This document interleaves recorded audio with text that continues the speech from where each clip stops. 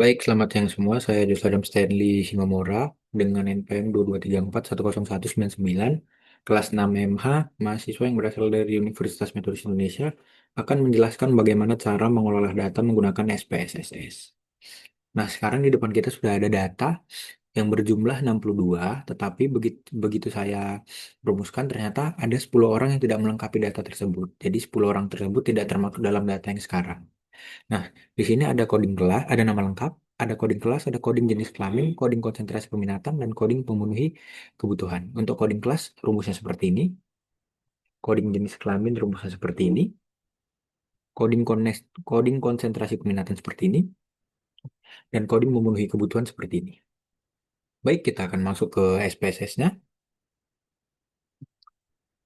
Di variable view, terdapat ada nama dengan tipe data string, berjumlah dengan 40.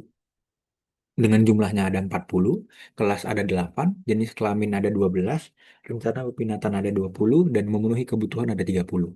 Untuk label, dia ada nama, kelas, jenis kelamin, rencana, dan memenuhi kebutuhan sama seperti di nama.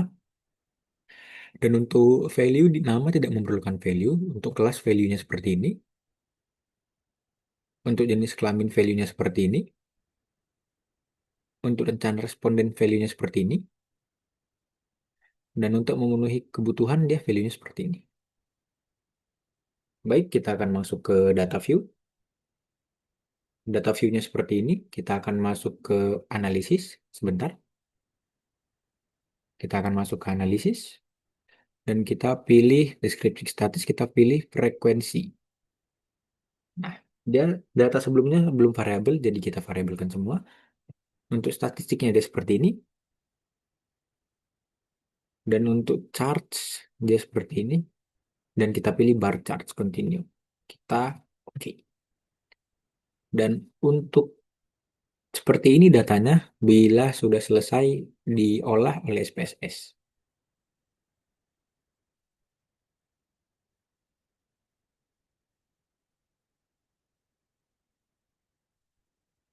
Baik, datanya sudah terolah dengan baik.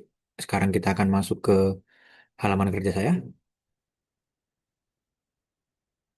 Untuk lembar kerja saya seperti ini. Yang saya ambil dari data yang sudah saya olah tadi, eh, di pendahuluan, perkembangan teknologi informasi yang pesat membuat laptop menjadi salah satu perangkat yang tidak bisa dipisahkan dari kehidupan akademik mahasiswa. Hampir setiap aspek perkuliahan, mulai dari pengerjaan tugas, penyusunan laporan, dan pembuatan presentasi, hingga persajian referensi ilmiah, kini sangat bergantung pada ketersediaan laptop. Oleh karena itu, survei mengenai kepemilikan laptop di kalangan mahasiswa Fakultas Ekonomi Universitas Metodis Indonesia atau UMI dilaksanakan sebagai langkah untuk memahami kondisi nyata yang ada. Baik, untuk hasil pengolahan datanya seperti ini.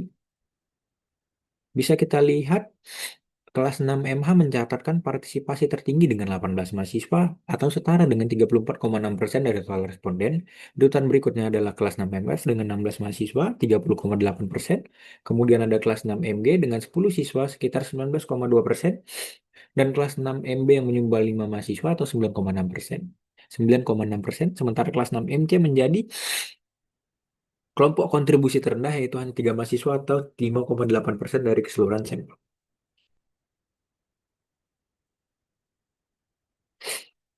Untuk data jenis kelamin responden menunjukkan adanya ketimpangan proporsi antara mahasiswa laki-laki dan perempuan dari total 52 responden yang dilibatkan dalam penelitian ini. Dominasi perempuan sangat terlihat jelas.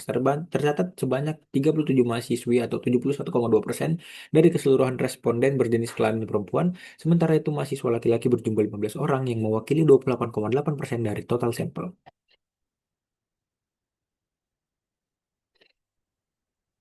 Dan kita bisa dilihat di sini berdasarkan hasil dari data yang ada, diketahui bahwa konsentrasi manajemen keuangan mendominasi pilihan responden dengan jumlah 28 orang atau 53,8%, konsentrasi manajemen pemasaran dipilih oleh 12% atau 23,1%, diikuti dengan manajemen sumber daya manusia sebanyak 11 orang, 21,2%.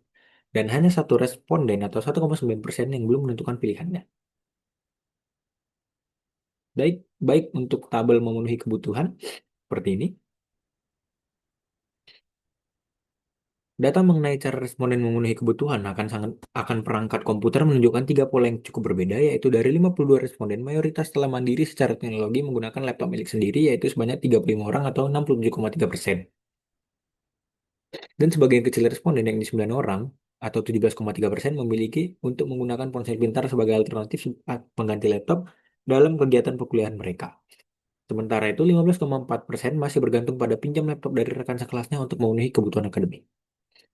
Kesimpulan yang saya dapatkan, berdasarkan hasil pengolahan data menggunakan IBM SPSS, statistik terhadap 52 mahasiswa Fakultas Ekonomi Universitas Metodis Indonesia, diperoleh sejumlah temuan penting responden berasal dari 5 kelas yang berbeda, yaitu 6MB, 6MC, 6FF, 6MG, dan 6MH.